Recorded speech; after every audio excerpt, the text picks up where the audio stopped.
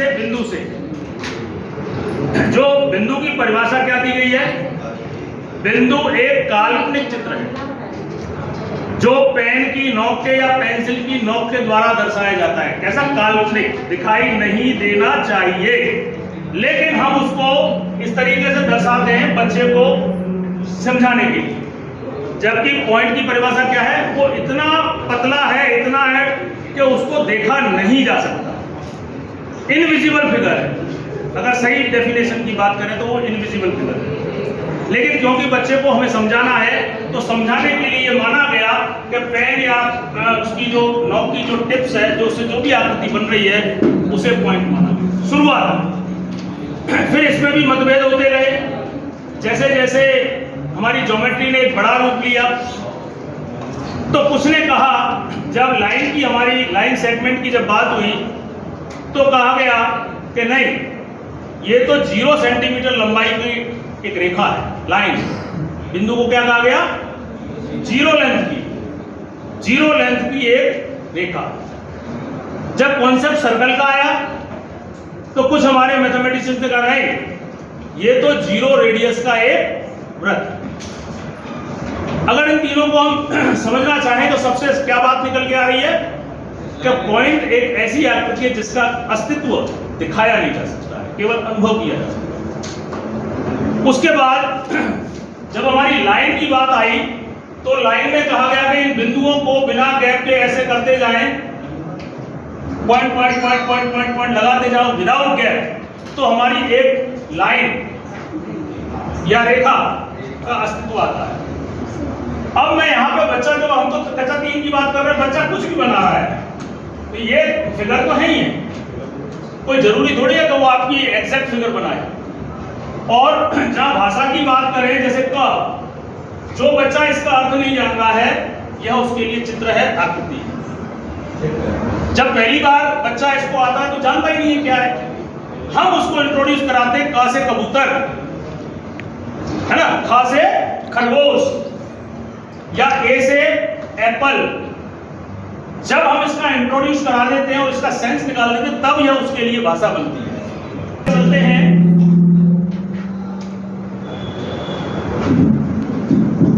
ये कौन सी फिगर हो गई हमारी?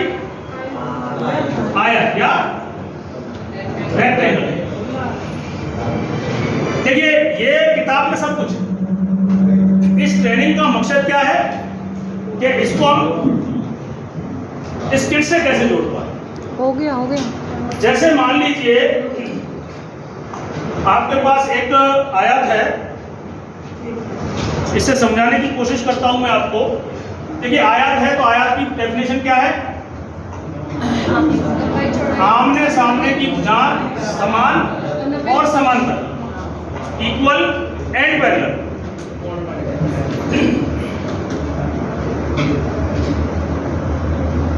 मतलब ये दोनों आमने सामने की समान होनी चाहिए और ये दोनों, और इनके बीच सभी चारों एंगल कैसे होने चाहिए आपके पास? 90 डिग्री की। ये हमारी इसकी परिभाषा है, डेफिनेशन। तो रेक्टेंगल की डेफिनेशन क्या निकली? एक close figure by 4 sides, that is known as the rectangle. Close होनी चाहिए और opposite sides are parallel and equal, and each angle आपका 90 डिग्री होना। और इसके हम उसकी बात करें एरिया की, क्षेत्रफल की, तो क्या आपका लंबाई गुणा चौड़ाई। और परिमाप की बात करें 2L + B, length plus breadth, ऐसे ही पढ़ाते हैं। अब देखिए, यहां पे हम बच्चे को सीधा ये इंट्रोड्यूस करा देते हैं। इससे पहले आपको उसका कॉन्सेप्ट तो क्लियर करिए, परिमाप है क्या। हम लोग क्या करते हैं, या तो सीधा सूत्र, या थोड़ा थोड़ा ज्यादा करें तो कह देते हैं कि चारों जो उसके जो चारों साइड्स हैं उनका आप जोड़ कर लीजिए। देखिए, अगर आपके पास रस्सी है, स्केल है, जो भी है, अगर मैं इसका परिमाप निकालूं तो ये हो गया आपका, और इस तरीके से चारों तरफ मैं इसको घुमा दूं और फिर इसकी जो लेंथ निकल के आई, उस बच्चे से कहिए कि आप इसको मेजर करिए, नापिए। मान लो इसमें ये निकलती है, मान लो थोड़ी देर के लिए, तो ये रस्सी जो है 1 मीटर की है, तो 2 टुकड़े 10-10 के बचे 80 सेंटीमीटर हो गया। तो बच्चों से कहिए ये परिमाप। दूसरे शब्दों में परिमाप क्या निकल के आई कि परिमाप एक लंबाई, लंबाई तो हो गई है ना। अब बच्चा कहता है कि ऐसा क्यों, तो उसको बोलो कि 2 बार तो हमने ये जोड़ा, तो एक बार यहाँ और एक बार यहाँ, और 2 बार क्या जोड़ा हमने, यानी 2 बार तो हमने लेंथ किया, 2 बार हमने ब्रेथ किया और 2 को कॉमन ले लिया, वो हो गया L प्लस B। इस निराशापूर्ण ज्ञान को आपको इसमें दिए गए इंस्ट्रूमेंट से जोड़ जोड़ करके आपको बताने की कोशिश करनी। देखिए एक कॉन्सेप्ट और ले रहा हूं मैं आपके पास। देखिए एक आयात है,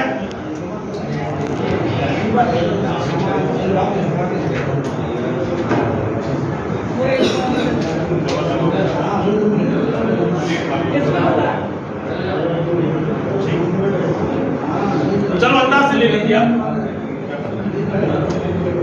टच करूंगा तो चला जाएगा।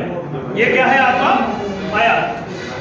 मैं आपको समझाने की कोशिश कर रहा हूं क्षेत्रफल, area equal to length into breadth by using TLM, by using metric. निराशापूर्ण ज्ञान तो आप जानते हैं। अगर ये 5 सेंटीमीटर है या मीटर है, जो भी लेना चाहें आप, और ये 3 सेंटीमीटर है, तो हम किताबी ज्ञान के रूप में 5 into 3 ऐसे ही तो करते हैं। कितना हो गया 15 वर्ग सेंटीमीटर, ऐसे ही करते। अब यहां पे क्या 15 है, क्या वर्ग है, क्या सेंटीमीटर है। सेंटीमीटर तो एक बार उसमें समझ में आ जाएगी कि वो स्केल से नाप रहा है, लेकिन कहीं ना कहीं मेरा बालक यहाँ पे कंफ्यूज है। 15 क्या, मुझे तो दिखाओ 15 क्या। तो देखिए इससे मैंने आपको बनाने की कोशिश की है। ये है आपका 5 है, तो इसको 5 बार मोड़िए। 1 बार, 2 बार, 1 2 3 4 और 5। क्या आप मेरी बात को समझ पा रहे हैं। दूसरी तरफ क्या है 3,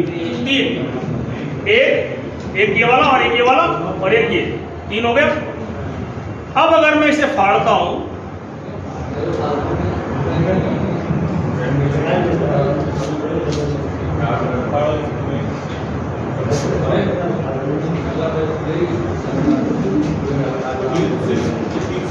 एक सेंटीमीटर क्या हुआ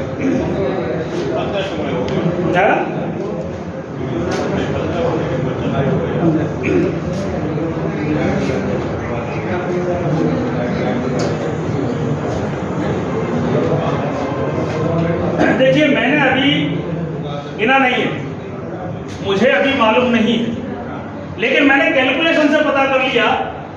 अगर मैं चाहता हूं तो 15 होंगे। उस बच्चे को गिनाइए लाइव 15। 1 2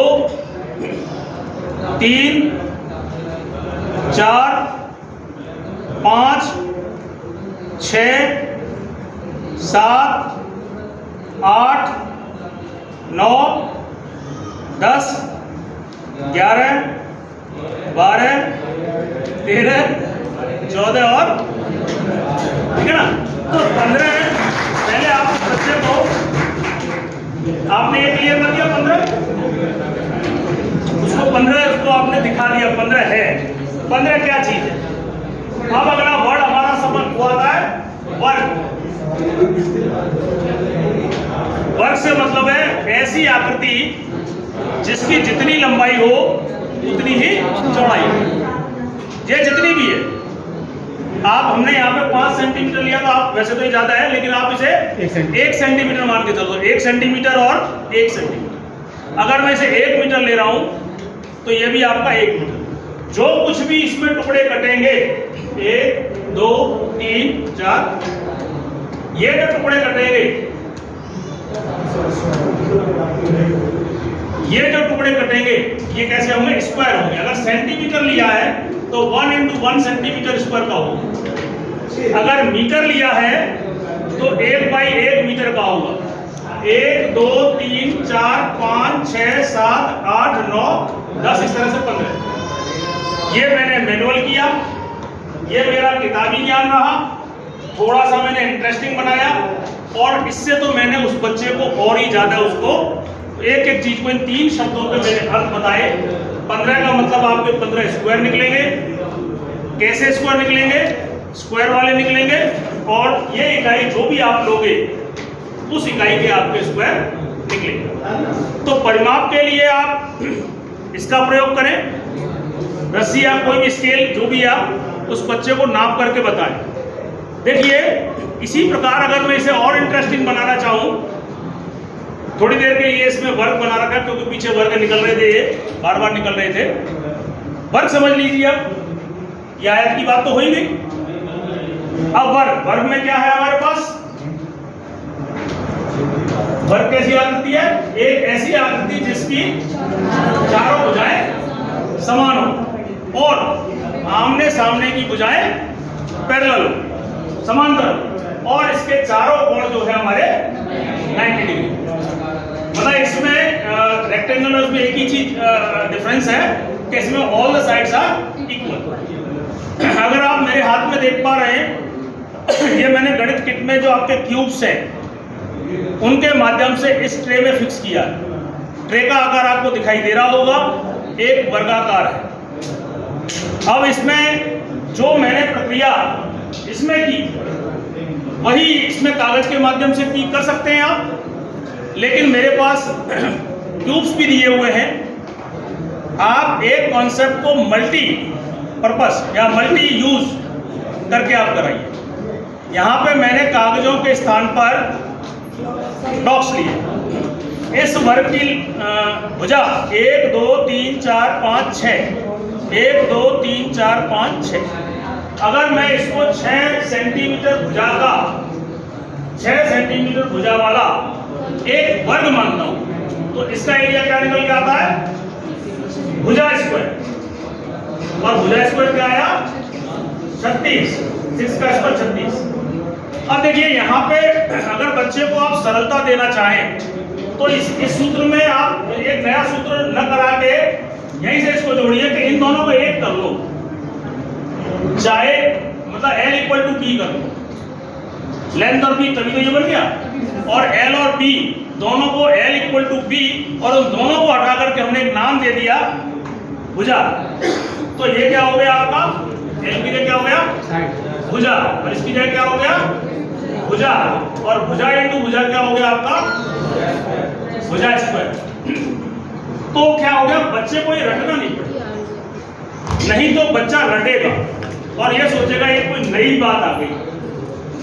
अगर मैं आज 2 महीने पहले रेक्टेंगल पढ़ा रहा हूं और 2 महीने बाद स्क्वायर पढ़ा रहा हूं, तो बच्चे को समझाने में आपको ज्यादा दिक्कत आएगी। आपकी किताब में चाहे भले ये अलग अलग क्यों न दिए हों, लेकिन आप इन दोनों को एक साथ मिला के लिखिए, क्योंकि आपके लिए बहुत आसान हो जाएगा और बच्चे को समझने के लिए उसके लिए भी उसको आसान हो जाएगा और आपकी कम मेहनत और ज़्यादा उसको लाभ। अब देखिए, अगर मैं इन क्यूब्स को निकालता हूं, उस बच्चे से कहिए निकालो और गिनो, तो कितने निकलेंगे? वो 36।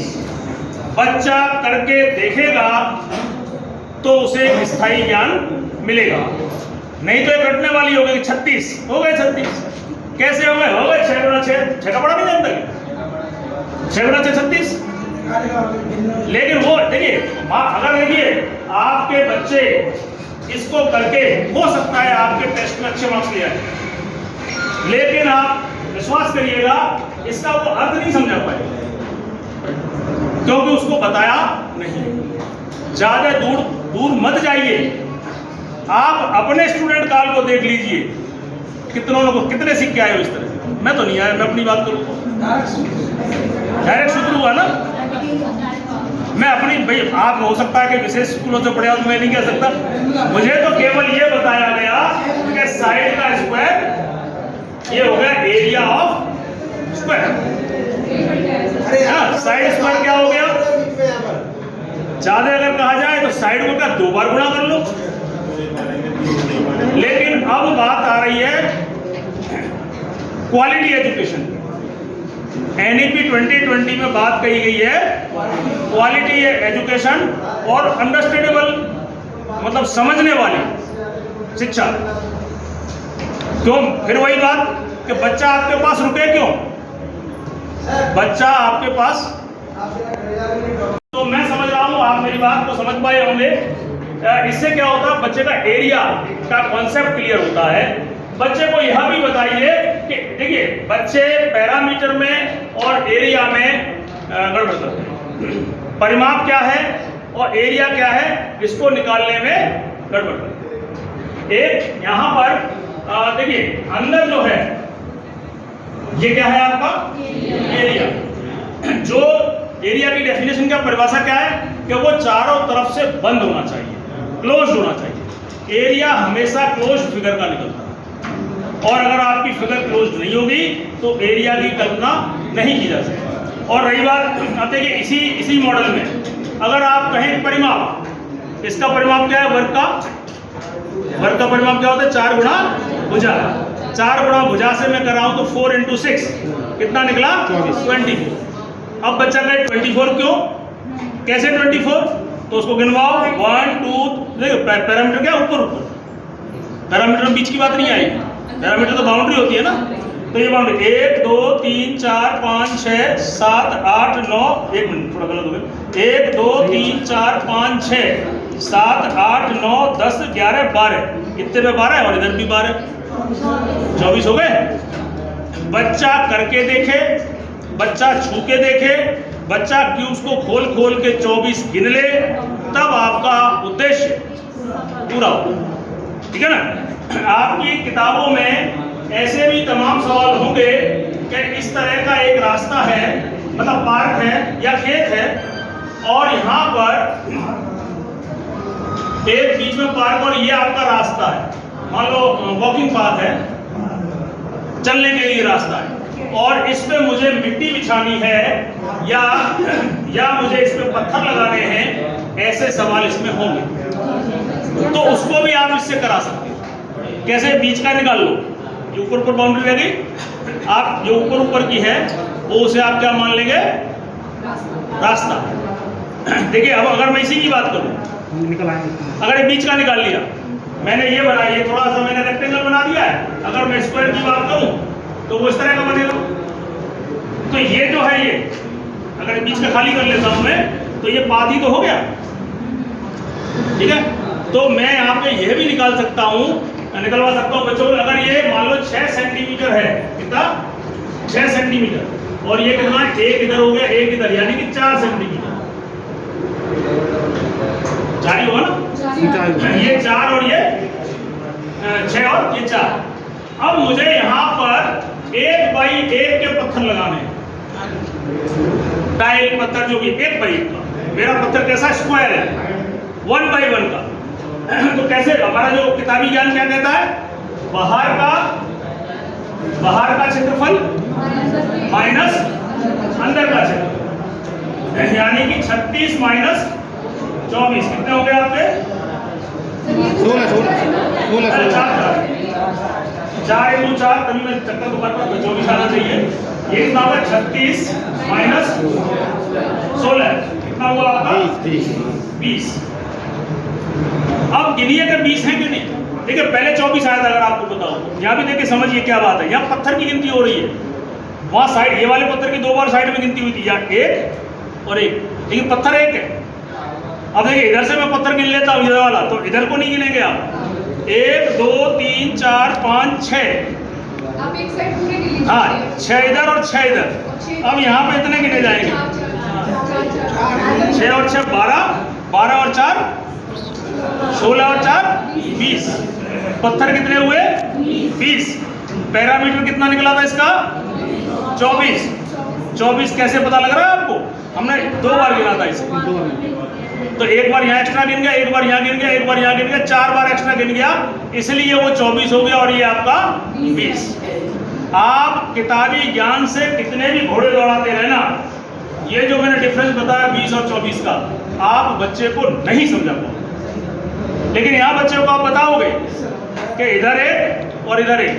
पत्थर को मैं एक बार काउंट कर रहा हूँ, पैरामीटर में पत्थर की किनारियों को, एक ही पत्थर की किनारी को मैंने साइड वाले पत्थरों को 2 बार किया, ठीक है ना।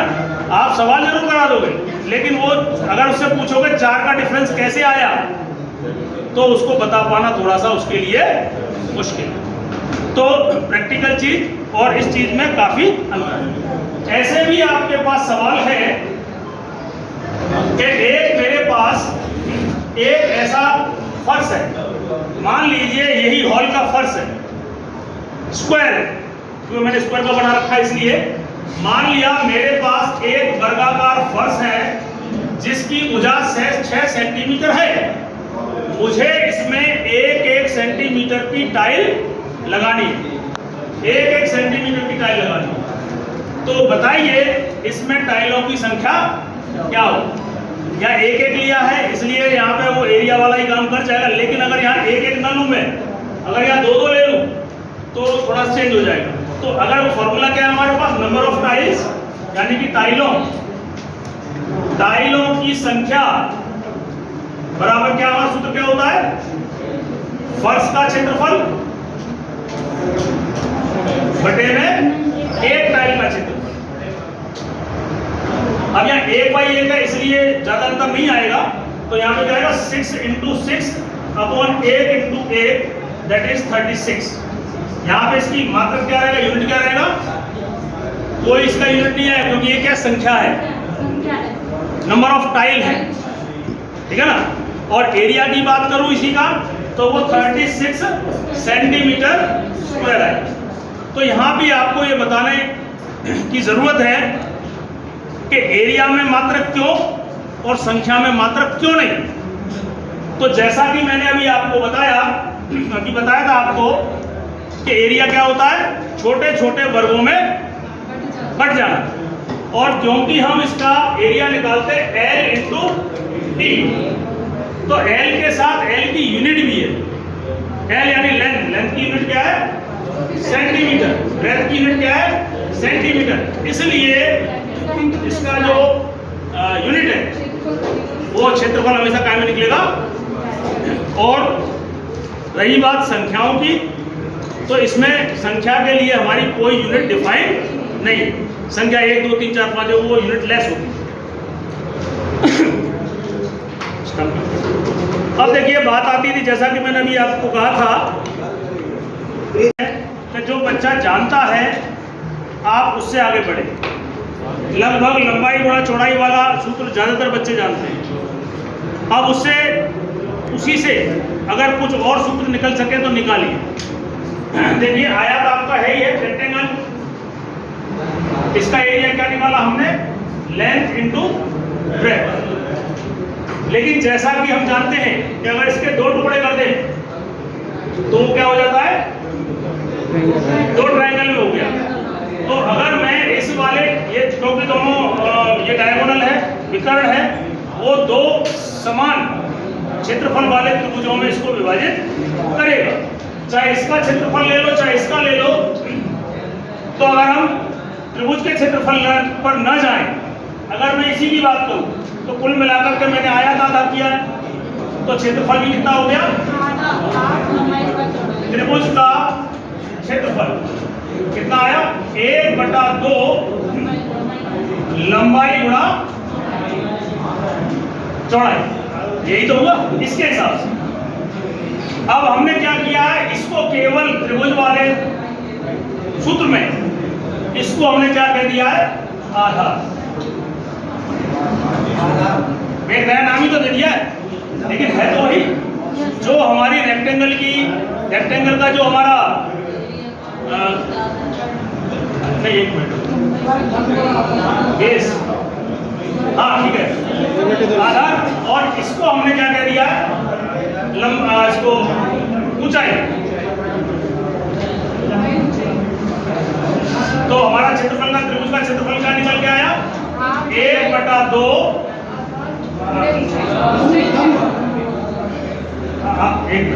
1/2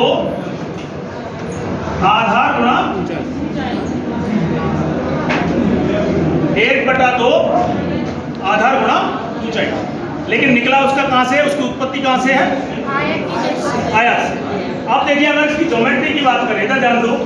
अब बात उठती है, मैंने इस तरह से आपको बताया था भाई, अभी इससे पहले मैंने एरिया यही तो बताया था कि इसके हम ऐसे टुकड़े कर सकते हैं और क्षेत्रफल में ऐसे वर्गाकार टुकड़े निकलेंगे, ऐसा मैंने अभी आपसे कहा। लेकिन जब मैं इसे आधा कर देता हूं, आधा, अगर इतनी बात हम हटा दें तो क्या इसमें बन रहा है, देखो यहां पर नहीं बन रहा, बन रहा है, ये भी नहीं बन रहा, ये भी नहीं बन रहा, ये भी नहीं बन रहा, और ये भी नहीं बन रहा। अगर हम इसकी बात करें, प्रैक्टिकल की बात करें, तो इसमें ये जो मैंने क्रॉस लगा रखे हैं, यहाँ पर वर्गाकार टुकड़े आपके नहीं बन रहे, ठीक है ना। लेकिन देखिए यहाँ पे एक नया कॉन्सेप्ट आ, यहीं पे हमारा अप्रोक्सीमेट एरिया शुरू हो जाता है। अगर आप थोड़ा जूनियर, अगर कंपोजिट वाले हो तो आप देखना जूनियर की किट में जियो बोर्ड दे रखा है, जूनियर की किट में। देखिए इसका निकालने का क्या तरीका है, इसका एरिया निकालने का क्या तरीका है। अगर आपका स्क्वायर आधे से ज्यादा नीचे की तरफ है तो उसे आप पूरा काउंट करेंगे, ठीक है। मतलब इस तरह की स्थिति है आपकी, ये लाइन जो है ऐसी गुजर रही है आपकी, और एक स्थिति ये है कि आपकी लाइन ऐसी गुजर रही है, मतलब आधे से कम है तो उसे आप पूरा काउंट करो, इस वाले हिस्से को नेगलेक्ट करो। और एग्जैक्ट आधे में है, मान लो 2 स्क्वायर आपके आधे बन रहे हैं, तो आधा ये और आधा ये, इसको 1 स्क्वायर मान लेंगे, 1 स्क्वायर मान लेंगे। अगर जैसे मैं इसमें बताऊं, ये दिख रहा है आपको, तो ये इसको नेगलेक्ट करें, इसे पूरा 1 मानेंगे।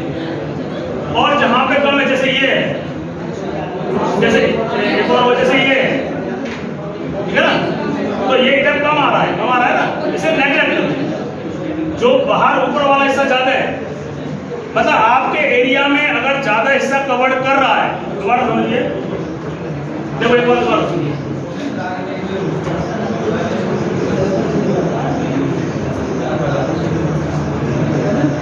कहने का मतलब ये है, मैं इसका एरिया निकाला, इस वाले ट्रायंगल का, इसकी बात हो रही है। अब देखिए इसमें मैं इस एरिया की बात कर रहा हूं, ये वाला इस स्क्वायर की बात करूं मैं, इस स्क्वायर की, तो एरिया ज्यादा जो मैं ले रहा हूं उसमें ज्यादा पोर्शन आ रहा है या कम आ रहा है, इसका आप 1 काउंट करो। अब देखिए यहां पर देखिए आप ये वाला हिस्सा देखिए, कौन सा हिस्सा ज्यादा है, ऊपर ज्यादा है, जो हमें नहीं लेना है, तो यहाँ पे इसको आप काउंट नहीं करो। और अगर एग्जैक्ट आ रहा है, ऐसी स्थिति बन रही है एग्जैक्ट, इसमें तो खैर कोई बनी नहीं है, अगर एग्जैक्ट बनती है तो इसको आधे में काउंट करोगे, 1 और आधा मिल जाता है तो आधा और आधा 1। और अगर आपका कवर्ड एरिया आधे से ज्यादा है तो पूरा 1 मानो। अगर आपका कवर्ड एरिया आधे से कम है तो उसे आप नेगलेक्ट करो। और इस प्रकार से आने वाला क्षेत्रफल काफी हद तक एक्यूरेट होता है, ठीक है ना। इर्रेगुलर फिगर्स की जो है वो इस तरह का इसमें होता है। ठीक है, बहुत बहुत धन्यवाद। अब आगे आपकी 3 डायमेंशनल सर लेंगे।